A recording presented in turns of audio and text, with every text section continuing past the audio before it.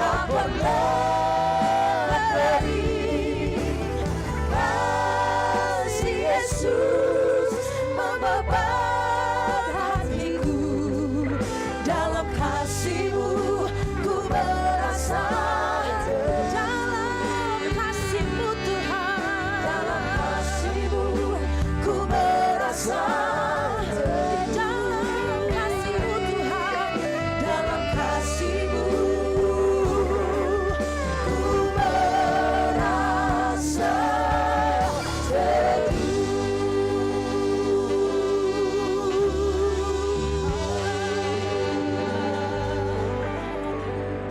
Terima kasih Bapa, kasih-Mu yang menyelamatkan kami.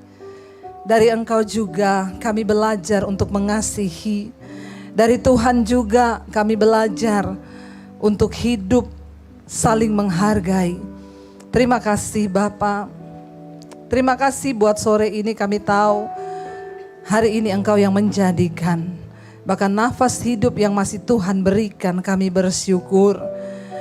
Kalau saat ini kami akan mendengarkan firman Tuhan, urapi hamba-Mu yang tidak ada apa-apanya Tuhan.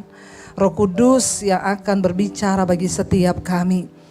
Kami buka hati bagi firman-Mu di dalam nama Tuhan Yesus. Haleluya, sama-sama katakan amin, amin. Silakan duduk Bapak Ibu yang terkasih, shalom. Bagaimana kabarnya? Luar biasa, ya ini lagi musim liburan ya, tapi dimanapun saudara berada, mungkin sedang berlibur ya, tetap harus beribadah walaupun lewat online saudara ya. Iya, hari ini tema yang diberikan dari gereja adalah sikap, hormat dan saling mengasihi di dalam keluarga. Kita bersyukur ya kita ada di gereja ini, gereja yang memiliki visi adalah menjadikan keluarga-keluarga yang berkemenangan di dalam Tuhan. Kenapa saudara? Karena semua diawali dari keluarga. Keluarga adalah tempat pertama kita belajar untuk mengaplikasikan firman Tuhan. Di dalam keluarga lah kita belajar untuk mengasihi, di dalam keluarga kita belajar untuk menghormati, di dalam keluarga kita belajar untuk ya saling melakukan firman. Kenapa saya berkata dari keluarga itu awal kita belajar melakukan firman dan mengaplikasikan firman Tuhan? Karena percuma kita di luar hebat, percuma saudara punya nama, percuma saudara menjadi pemimpin yang terkenal atau saudara memiliki kesuksesan di luar. Tapi kalau di dalam rumah tangga keluarga kita sendiri kita tidak mampu menjadi pelaku firman, maka semua itu adalah kebohongan dan kemunafikan. Katakan amin. Makanya banyak orang kadang konseling sama saya, suami saya itu Bu, kalau di luar itu kayak malaikat. Pokoknya kalau ada dia teman-temannya ketawa, dia suka traktir teman-temannya di luar. Tapi kalau di rumah Bu, kayak setan. Di sini tidak ada. Amin. Ya, tidak ada yang ngaku. Ya, nggak ada di sini. Di sana banyak saudara. Ada orang-orang yang berkata begitu, tetapi hari ini kita mau belajar. Firman Tuhan terambil dari 1 Petrus pasal yang kedua ayat yang ke-17. Kita baca dulu ayat ini.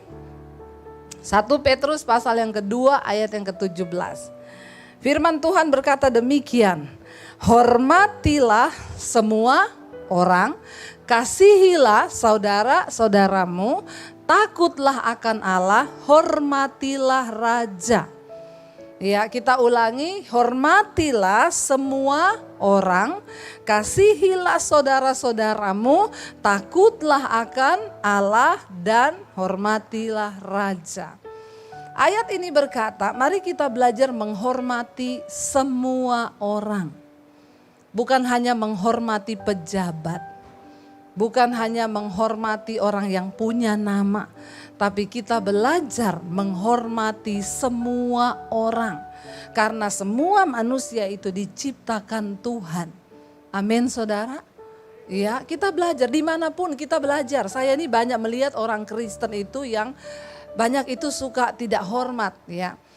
Kemarin tuh kita liburan ke Bali kan saudara. Terus saya itu naik pesawat lah ceritanya ya. Jadi saya, suami sama 2 anak saya. Banyak yang tanya, anaknya 1 kemana Bu? Susah banget ya, saya harus jawab satu-satu. Foto gak lengkap saja 1 ditanyain. Yang 1 lagi ujian, jadi gak bisa ikut. Ya, waktu duduk kami ini berusaha untuk mengikuti aturan. Ini salah satu contoh kita belajar menghormati ya orang lain. Saya dengan suami berdampingan duduk, anak saya 2 terpisah. Ya, tapi memang dapatnya nomor begitu, ya sudah jangan dirubah-rubah. Anak saya di belakang, yang 1 juga di belakang. Lalu di samping saya ini ada 3 orang lah, ibu sama anaknya 2. Ada mas-mas datang, tempat duduknya di samping ibu itu anaknya 2. Ribut kan, Bu itu tempat duduk saya di situ. Saya bilang, Mas daripada ribut, tempat duduk di samping suami saya ini kosong. Toh sama aja di pojok kan. Masnya duduk sini aja sama-sama ujung. Itu kan ibu sama anak, biarin aja. Dia sempat marah-marah karena dia pikir itu anak saya saudara. Yang 2 anak itu anak saya. Duduklah dia, tenang. Tiba-tiba anak saya yang duduk di belakang berdiri. Disuruh pindah sama satu keluarga, anak saya suruh pindah ke depan. Dek, kamu pindah ya, soalnya tante nih satu keluarga. Anak saya ini nurut banget. Dia berdiri, dia pindahlah ke depan. Saya lihat, tuh anak saya kok pindah yang kecil. Terus duduknya di antara om-om. Ya 1 om, 1 om. Saya bilang lah, saya permisi dulu ke masnya yang ini. Saya baru gini, Mas permisi ya. Dia langsung jawab saya, sudah cukup sekali ibu suruh saya pindah. Terus saya, oh oke. Bilang saja kalau enggak mau, enggak usah ngomong sudah cukup sekali. Terserah saya dong mau jawab apa. Iya terima kasih Mas. Saya bilang suami saya, Say kamu pindah ya. Kamu pindah ke depan, kasihan anak kita di antara om-om.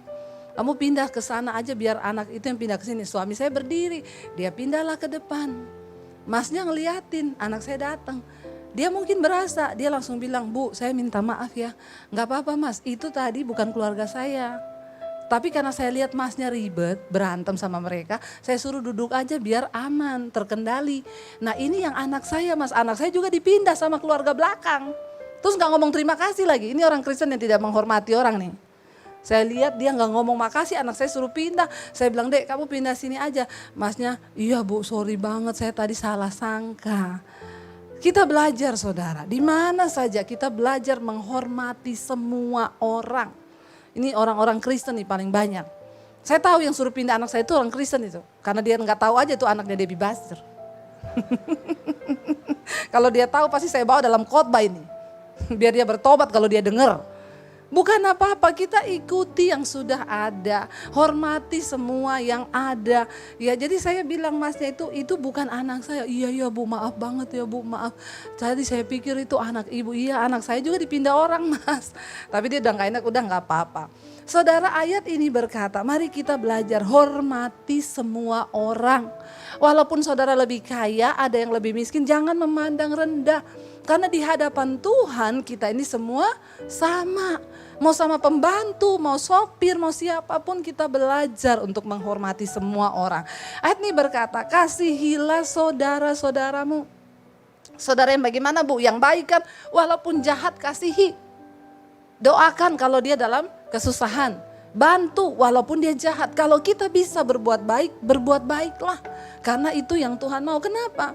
Engkau berbuat baik itu bukan untuk orang lain, tapi untuk dirimu sendiri. Amin. Semua kebaikan yang kita tabur akan kita tuai satu saat nanti.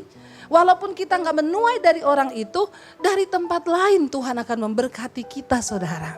Karena Alkitab berkata roti yang dibuang ke dalam air ya itu akan engkau dapati beberapa saat kemudian dia tenggelam nanti dia naik lagi. Artinya apa? Segala kebaikan yang kita lakukan tidak akan Tuhan itu gak pernah berhutang.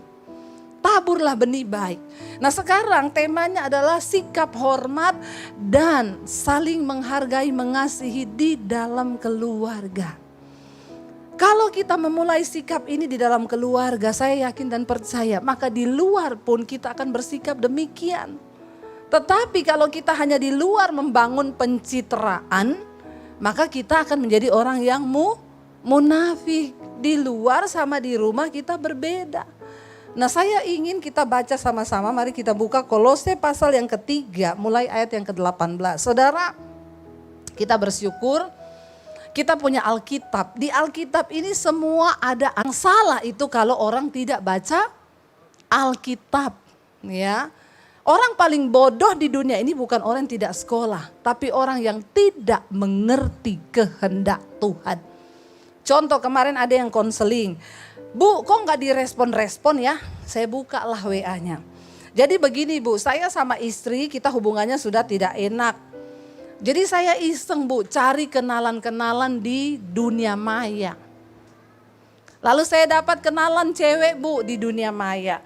Awalnya cuma biasa-biasa, lama-lama terbawa dengan emosi ya. Jadi sudah ikut perasaan.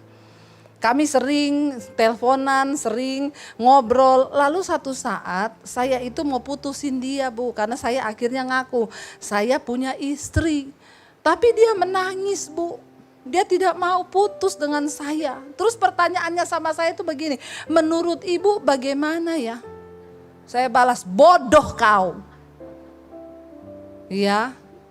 Dalam hati saya bilang, emang tidak ada pertanyaan yang lebih sulit ketimbang itu. Kamu gak usah tanya pendeta, kamu gak usah tanya siapapun. Firman Tuhan berkata, Tuhan menulis hukum-hukumnya di dalam hati nurani manusia. Sekalipun kamu gak baca Alkitab, kamu tahu mana dosa, mana tidak dosa. Kayak begini gak perlu kamu tanya sama saya. Terus saya harus bagaimana Bu? Saya bilang orang yang paling bodoh adalah orang yang tidak mengerti kehendak Tuhan. Ya kamu gak usah tanya saya, kan kamu tahu harus bagaimana. Kamu sudah punya istri, kenapa kamu main-main dengan yang begitu? Amin Bapak-bapak. Aminnya agak rela. Ya jadi aneh saudara. Makanya saya pertanyaan-pertanyaan alay begitu gak saya jawab.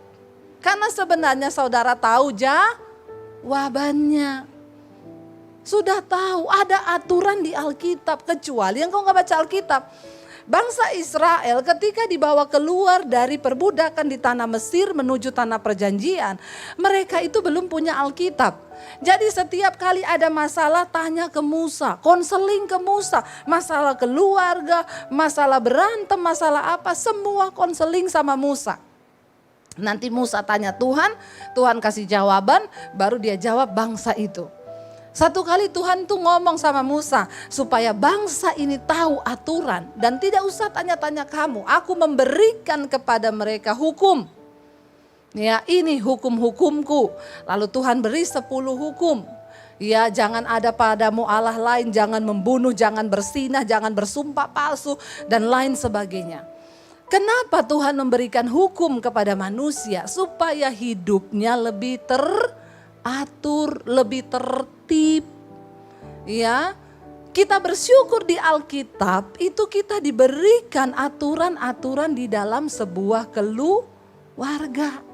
Kenapa keluarga begitu penting? Karena keluarga ini miniatur kerajaan Allah. Makanya gereja di tempat ini memiliki visi keluarga yang berkemenangan di dalam Tuhan. Itu yang penting, kita diselamatkan, seisi rumah kita diselamatkan. Kolose pasal 2 ayat yang ke-18 ya, dikatakan 3 ayat 18 di sana dikatakan begini. Ini buat istri-istri dulu. Mari istri-istri baca dengan suara yang nyaring. 1 2 3. Hai istri-istri, tunduklah kepada suamimu sebagaimana seharusnya di dalam Tuhan. Amin ibu-ibu. Aminnya rela ya? Rela. Istri-istri kita disuruh tunduk kepada suami sebagaimana seharusnya di dalam Tuhan. Bukan di luar Tuhan. Bapak-bapak perhatikan ayat ini. Kalau engkau sebagai suami hidup takut akan Tuhan. Di dalam Tuhan. Otomatis pasti istrimu tunduk kepadamu. Amin. Saya pernah memberi sebuah gambaran, sebuah contoh di sini bapak-bapak yang WA. Bu, minta ayat yang tentang istri tunduklah kepada suamimu. Ibu kirimin di WA saya. Saya tanya buat apa? Mau saya kasih ke istri saya. Saya bilang sebelum saya kirim itu, saya kirim dulu yang buat bapak. Kalau bapak sudah baca dan bapak merasa sudah melakukan, baru bapak layak untuk kirim ayat itu ke istrimu. Jangan pakai ayat untuk senjata saling tembak-menembak. Ini saya tadi ngomong gitu, mesti ada bapak-bapak yang cubit istrinya. Tuh, denger tuh, tunduk pada suami. Jangan gitu dulu ya, karena abis ini ada yang untuk suami. Lalu dia tanya, apa bu ayatnya? Nih ayat yang ke-19 dikatakan, baca sama-sama terutama suami-suami. 1, 2, 3, hai. Kasihilah istrimu dan janganlah berlaku kasar terhadap dia. Amin bapak-bapak. Satu tok yang kenceng. Ya, siapa itu yang kencang? Nanti dapat sepeda di belakang. Ya, amin. Saya bilang, Pak, apakah Bapak sudah memenuhi ayat ini? Kasihilah istrimu dan janganlah berlaku kasar terhadap dia. Oh ada ya bu? Ada Pak. Ada buat suami. Kita disuruh mengasihi istri, artinya apa? Firman Tuhan bilang kasih itu sabar, kasih itu murah hati, kasih itu tidak sombong, kasih itu tidak mencari kepentingan diri sendiri, kasih itu rela berkorban. Sudahkah Bapak melakukan itu terhadap istrimu? Dan jangan berlaku kasar. Berlaku kasar artinya apa? Istri gak mau dipaksa.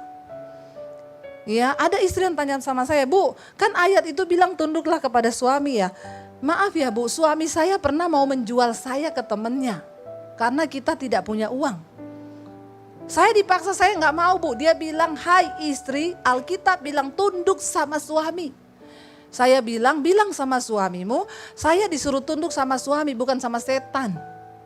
Lu setan kalau lu jual saya ke orang lain, setan gak saudara? Itu tidak perbuatan di dalam Tuhan. Kalau di luar Tuhan saudara bisa tidak tunduk. Tadi Alkitab itu berkata, istri tunduk kepada suamimu di dalam Tuhan. Kalau suami melakukan suruh dosa seperti itu ya jangan mau. Karena itu bukan suami. Itu setan yang menjelma pura-pura jadi suamimu. Mana ada suami itu mengasihi istri dia mau jual walaupun ke temennya hanya demi untuk uang. Gak ada suami, tapi memang di Jakarta ini banyak hal bisa terjadi saudara, ngeri. Dan itu bahkan di dalam kalangan keluarga Kristen. Ayat ini berkata suami kasih istrimu, jangan berlaku kasar terhadap dia. Kenapa ada istri yang tidak tunduk kepada suami? Karena pasti di situ ada suami yang tidak mengasihi istri. Engkau tidak bisa menuntut istrimu tunduk kalau engkau tidak mengasihi istrimu. Demikian juga ibu-ibu, engkau tidak bisa menuntut suamimu mengasihi engkau kalau engkau tidak. Jadi ini hukum sebab akibat. Makanya perlu sekali kita bernikah dengan orang yang seiman. Kalau engkau menikah dengan yang tidak seiman, itu bayar harganya terlalu mahal. Kenapa saya bilang begini? Kalau seiman saja belum tentu seimbang loh. Sudah seiman nih, tapi belum tentu seimbang. Istri mau melakukan firman, suami gak mau. Padahal sama-sama Kristen. Makanya harus benar-benar cari yang seimbang. Yang muda-muda di sini, kalau engkau punya pacar, tidak suka dengan firman, gak suka dengan hal-hal yang berbau rohani, putus saja dari sekarang. Apalagi engkau suka melakukan kebenaran, tapi pacarmu gak mau putus, mending saudara bayar harga dari sekarang. Daripada nanti, ya kalau saya bilang lebih baik gak nikah sampai ya lama daripada nikah tapi salah. Ya jadi neraka saudara, pernikahan yang tidak seimbang, tidak mau menjadi pelaku firman itu sulit. Banyak orang akhirnya menyerah dan memilih untuk bercerai. Kenapa? Tidak seimbang, gak seiman. Ketika kita ini mau komitmen untuk tunduk pada firman, itu yang benar. Alkitab berkata begini saudara. Saya selalu berkata begini, orang tua, waktu kita ini membangun rumah tangga berdua, kita berdua punya prinsip. Kita membangun rumah tangga dengan prinsip firman Tuhan. Kenapa? Karena pernikahan itu seperti sebuah kapal. Nakodanya siapa? Suami dan istri yang harus bekerja sama. Karena nakoda itu gak bisa sendiri. Dia bisa setir sendiri, tapi buang jangkar, untuk gulung tali dia perlu orang lain. Demikian suami istri membawa kapal ini untuk terselamatkan, itu tanggung jawab suami istri. Jangan pernah melibatkan mertua atau orang tua di dalam rumah tanggamu. Saya banyak menemukan orang bercerai, kenapa? Karena orang tuanya ikut terlibat. Bertobat saudara, sebagai orang tua kita hanya bisa mendoakan anak-anak kita, menantu kita, untuk kamu pilih jalan yang terbaik. Kalau sudah itu jalanmu yang terbaik, silakan kamu jalani. Mama berdoa rumah tanggamu diberkati Tuhan. Kemarin ada yang konseling, Bu, suami saya selingkuh. Dan parahnya mertua saya menyetujui perselingkuhannya. Karena mamanya menyuruh saya bercerai, anaknya suruh gugat saya cerai di pengadilan. Kata mamahnya, yang ini lebih baik, sering ngasih mama uang. Ini mertua mata duitan. Bisa disogok pakai duit. Kenapa? Karena menurut dia yang baik itu cuma yang kasih uang. Lalu akhirnya dia mendukung perceraian anaknya. Makanya saya selalu bilang sebagai suami, engkau juga jangan bawa-bawa makmu dalam pernikahanmu. Apalagi ngomong ke istrinya, mama saya tuh ngomong loh, kamu itu harusnya begini. Kenapa Alkitab berkata orang menikah itu meninggalkan ayahnya dan ibunya menjadi satu dengan pasangannya? Artinya apa? Kalau ada nilai yang baik dari orang tua kita, ambil itu. Tapi orang tua tidak boleh masuk mencampuri rumah tangga anak-anaknya. Itu yang bikin kacau. Ya, saya dan suami punya prinsip. Kita berdua yang bawa kapal ini sebagai nahkodanya. Kenapa perlu seiman? Supaya satu belok kiri, yang satu menopang sama-sama belok kiri. Jangan satu mau belok kanan, satu bilang enggak, saya mau ke kiri. Terbelah dua lah kapalmu, kacaulah anak-anakmu. Amin. Suami istri harus bersepakat. Sekali lagi jangan melibatkan orang tua. Orang tua jangan terlalu kepoin urusan pernikahan anak-anakmu. Biarkan anak-anakmu menjalani itu. Mereka menjadi dewasa, kita cukup berdoa. Karena namanya orang tua pasti cenderung membela anaknya. Tidak mungkin dia bela mantunya. Kecuali itu tadi, mantu suka kasih. Ya, bertobat ya. Kita percaya saudara, kalau kita mau sungguh-sungguh cari Tuhan, maka Tuhan itu sanggup memberkati. Asal suami istri kuat, saling menghormati, saling mengasihi. Ya, dan kita belajar saudara. Maka Alkitab bilang, lakukan segala sesuatu seolah-olah untuk Tuhan dan bukan untuk manusia. Di dalam rumah tangga itu tadi saya bilang, saya setiap hari melayani suami saya. Bangun pagi saya melayani dia. Kenapa saya melayani dia dengan sukacita? Apa yang saya minum, saya beri dia minum. Ya, kalau pagi sekarang saya bikin ramuan, jamu saudara. Ya, jahe, kunyit, serai, semua diiris seduh air panas, dikasih jeruk sama madu. Itu bagus untuk mencuci pencernaan kita. Ya, saya bikinin suami saya yang menyehatkan saya, yang terbaik bagi saya berikan itu buat suami saya. Apa yang saya makan, dia juga makan. Kenapa begitu? Karena ada suami yang mengasihi istri, yang tidak berlaku kasar kepada istrinya. Tapi kenapa ada orang bikin jus ditaruh sianida? Karena istrinya ini bikin dengan hati yang terluka. Hati-hati saudara, kebencian itu adalah benih dari pembunuhan. Makanya Yesus berkata, barang siapa membenci saudaranya, dia adalah pembunuh manusia. Mengerikan kan? Di dalam rumah tangga kalau suami istri mau melakukan firman, saya yakin rumah tangga kita menjadi rumah tangga yang diberkati Tuhan. Lalu untuk anak-anak, baca ayat yang berikutnya. Di sana firman Tuhan berkata, ya hai anak-anak, di sana dikatakan apa? Taatilah. Ya, hai anak-anak, khusus anak-anak muda, baca yang kenceng. 1, 2, 3. Taatilah orang tuamu dalam segala hal, karena itulah yang indah di dalam Tuhan. Bagi anak-anak yang masih dalam pengawasan orang tua, disuruh taat kepada orang tua. Selama engkau masih dalam pengawasan orang tua, taat kepada orang tuamu. Firman Tuhan berkata dalam segala hal, karena itu orang tua harus hidup takut akan Tuhan. Supaya apa? Kita gak usah terlalu banyak berteori mengajari anak-anak kita. Berikanlah contoh dan keteladanan iman. Kalau orang tua hidup takut Tuhan, anak-anak pasti takut Tuhan. Kalau orang tua memberi teladan, mereka melakukan firman dalam kekudusan, di dalam kesucian, di dalam iman, maka keteladanan hidup kita berbicara lebih keras daripada perkataan kita. Ya, anak-anak akan mentaati kalau ada roh takut akan Tuhan di dalam keluarga. Kenapa banyak anak-anak memberontak? Kenapa banyak anak-anak masih SMP udah pacaran? Mereka mencari saudara pelampiasan di luar.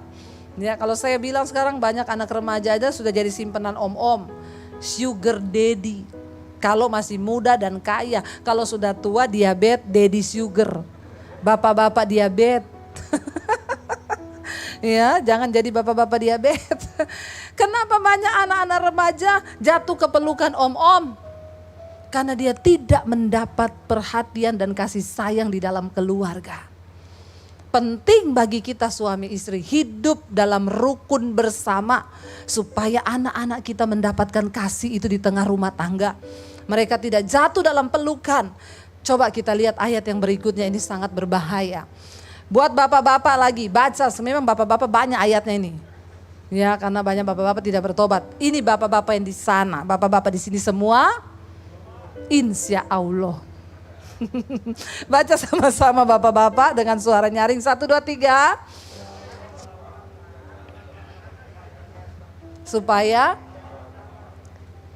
Supaya jangan tawar hatinya. Bapak-bapak jangan sakiti hati anakmu, supaya jangan tawar hatinya. Saya pernah dengan suami saya membahas ayat ini, kata suami saya gini, kenapa bukan ibu-ibu ya? Kenapa bapak-bapak jangan sakiti hati anakmu? Saya bilang mungkin karena ibu-ibu itu yang mengandung anak. 9 bulan ada di kandungan, kita satu emosi, satu perasaan. Anak itu mengambil kalsium dari ibunya, pembentukan tulang, semua itu dari ibu.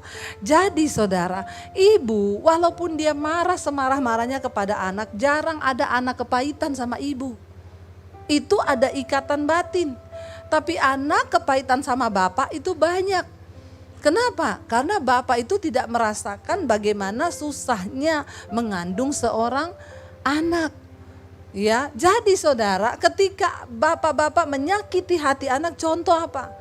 Waktu engkau misalnya melakukan perselingkuhan bapak-bapak, lalu anakmu melihat ibunya meneteskan air mata dan terluka, itu akan sangat melukai hati anakmu. Dan dia akan menjadi tawar terhadap engkau. 1000 nasihatmu tidak akan mungkin didengar dan masuk di dalam pikirannya. Kenapa? Karena ayah, bapak adalah wakil Tuhan di dalam keluarga. Engkau yang harus membawa figur Tuhan di dalam keluarga sebagai contoh. Kalau gambar diri Allah di dalam dirimu rusak, itu yang menjadi penyebab anak-anak muda enggak Tuhan-Tuhanan, peduli amat sama Tuhan. Aku udah lihat bapakku itu kayak begitu. Sehingga banyak anak-anak muda yang akhirnya melakukan penyimpangan seksual. Masih umur belasan tahun mereka sudah jatuh dalam dosa ya free sex. Itu terjadi hari-hari ini. Bahkan anak SMA yang sudah melakukan aborsi berkali-kali. Kenapa itu bisa terjadi saudara? Karena mereka tawar melihat bapak-bapaknya. Karena itu bapak-bapak penting engkau menyadari bahwa firman Tuhan berkata, suami itu adalah gambaran Kristus bagi keluarganya. Engkau harus menjadi imam yang benar, supaya anak-anakmu tidak tawar hati. Lalu ada yang tanya, Bu, kalau gitu kita kalau mukul anak boleh nggak? Boleh, waktu usianya masih kecil. Harus pakai rotan. Ya, saya sediakan rotan kecil di rumah. Anak-anak kalau nakal, saya udah ngomong mandi terakhir jam 5 sore ya. Mandi jam 6, rotan melayang. Kenapa saudara? Alkitab bilang, kalau engkau menjauhi anakmu dari rotan, engkau akan membiarkan dia mati dan dia akan menyusahkan engkau di hari tuamu. Jadi kalau ada orang datang konseling hari-hari ibu saya ini udah tua, lihat anak-anak hancur semua. Saya bilang ibu pasti waktu kecil anaknya gak pernah dipukul. Gak apa-apa, sediakan rotan, tapi mukulnya sampai SD saja. Nanti kalau udah SMP jangan dipukul lagi. Yang luka bukan, yang sakit bukan kakinya tapi hatinya. Dulu saya anak-anak begitu, mandi jam 6 saya pukul. Saya kasih ayatnya nih, kitab Amsal bilang, punggung orang bebal meminta pukulan. Jadi kalau sampai mami mukul kamu, bukan mami yang pengen mukul, punggungmu yang minta. Pukul dong, pukul dong. Karena orang bebal. Apa itu orang bebal? Ngerti yang benar tapi tetap melakukan yang salah. Saya kasih mereka pengertian. Saya pukulin di kaki saudara, biar kapok. Tapi gak apa-apa, mereka besar, mereka tahu. Supaya Alkitab bilang, ya jangan jauhkan anakmu dari rotan. Karena kalau engkau menjauhkan mereka dari didikan, mereka akan menjadi anak-anak gampang, anak-anak liar. Di manakah anak yang tidak dibentuk dan dididik, dihajar oleh orang tuanya? Demikian juga Bapamu yang di sorga. Dia Bapa yang mendidik kita. Sakit gak waktu dididik? Sakit. Sampai kadang minta-minta ampun kan. Aduh Tuhan sakit banget, apa yang saya alami ini Tuhan, itu bagian dari didikan Tuhan. Tetapi kalau kita mau taat, mau nurut, hasilnya pasti mendatangkan sukacita dan damai sejahtera. Mari kita hidup saling menghormati, saling mengasihi. Jangan ada kepentingan-kepentingan diri dalam rumah tangga supaya tidak hancur keluarga kita saudara. Saya berdoa kalau hari ini mungkin saudara tertegur sebagai suami, sebagai istri, sebagai anak. Engkau belajar taat kepada orang tuamu. Mari kita semua mau introspeksi diri. Kita mau bilang kepada Tuhan, Tuhan kami mau. Saudara, bukankah kita semua rindu ketika Tuhan datang satu saat nanti, kita dan seisi rumah kita diselamatkan Tuhan. Berat visi di gereja ini, berat menjadikan keluarga-keluarga yang berkemenangan di dalam Kristus. Kenapa? Karena sebuah bangsa yang kuat itu terjadi dari keluarga-keluarga yang kuat. Semakin banyak keluarga hancur, semakin hancurlah bangsa itu. Perhatikan di sekelilingmu, ada begitu banyak keluarga yang hancur. Mari kita mau menjadi salah satu keluarga yang bisa menjadi teladan bagi banyak orang. Amin saudara. Lewat hidup kita dimulai suami istri, ya jangan banyak-banyak berantem. Lebih baik hidup damai. Kenapa saudara? Karena di mana orang hidup rukun bersama, kesitulah berkat Tuhan itu diperintahkan. Tapi kalau engkau tidak hidup rukun bersama, maka apa yang ada padamu juga akan habis. Kita berdoa. Saya undang para imam musik. Kita mau bilang kepada Tuhan, ajari kami Tuhan untuk saling mengasihi. Kita mau bilang Tuhan, ajar kami ini untuk saling mengampuni. Untuk saling belajar dari kasih-Mu Tuhan. Kita mau bangkit berdiri bersama. Saudara, biar kita datang kepada Tuhan hari ini, merendahkan diri, merendahkan hati. Banyak hal yang perlu kita belajar dari firman Tuhan. Kalau selama ini engkau tidak mengerti, hari ini firman Tuhan sudah berbicara bagi kita. Siapa yang dapat menyelamatkan keluargamu? Bukan pendetamu, bukan siapapun, tetapi engkau dengan Tuhan. Datang pada Tuhan. Katakan pada Tuhan, ajarilah kami Tuhan untuk saling mengasihi dan saling mengampuni. Ajarilah kami ini saling mengasihi, Ajarilah kami ini saling mengampuni. Ajarilah kami ini kasih-Mu ya Tuhan. Kasih-Mu kudus tiada batasnya. Lebih lagi saudara katakan, ajarilah kami ini saling mengasihi. Ajari kami Tuhan, amin, saling mengampuni. Ajarilah kami ini kasih-Mu ya Tuhan. Kasih-Mu kudus tiada batasnya. Ajari kami, ajarilah kami, amin Tuhan. Ajar kami untuk saling mengasihi. Ajar kami Tuhan untuk saling mengampuni di dalam hidup kami. Amin, amin. Kasih-Mu ya Tuhan, kasih-Mu kudus tiada batasnya. Biar musik saja lakukan pujian ini. Mari suami istri bergandengan tangan. Kita datang dalam hadirat Tuhan hari ini. Katakan, Tuhan ajar kami. Kami mau mulai dari keluarga kami sendiri. Suami istri, saudara datang kakak beradik, boleh bergandengan tangan hari ini. Ajar kami Tuhan untuk melakukan firman-Mu, saling menghormati dan mengasihi.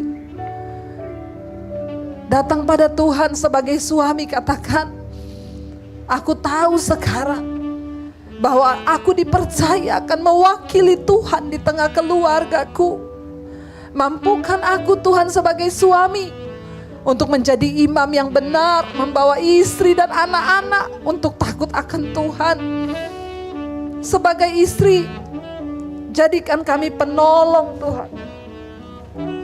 Sebagai anak-anak, jadikan kami anak-anak yang taat, hidup takut dan menghormati Tuhan. Saling mengasihi dengan saudara bersaudara. Kami tahu Tuhan masih memberikan kami waktu hidup di dunia ini. Ini adalah kesempatan untuk kami terus membenahi diri Tuhan, menjadi semakin berkenan di hadapan Tuhan. Ampuni juga kalau kami sebagai orang tua selama ini tidak bisa menjadi teladan bagi anak-anak kami. Tuhan, kami berdoa, perbaiki dan pulihkan rumah tangga kami. Pulihkan anak-anak kami Tuhan. Engkau sanggup melakukannya. Ketika kami bertobat dan mau kembali kepada jalan-jalan-Mu. Hari ini kalau ada anak-anak yang hatinya sudah menjadi tawar terhadap orang tua, hamba berdoa, Tuhan Engkau peluk dengan kasih-Mu Bapa. Cukupi kasih mereka Tuhan terhadap Engkau, supaya hidup anak-anak kami boleh dipulihkan Tuhan. Tetap bergandengan tangan, katakan pujian ini sekali lagi. Ajarilah kami ini saling mengasihi. Amin Tuhan, amin. Ajarilah kami, ajari kami Tuhan saling mengampuni. Yes Lord.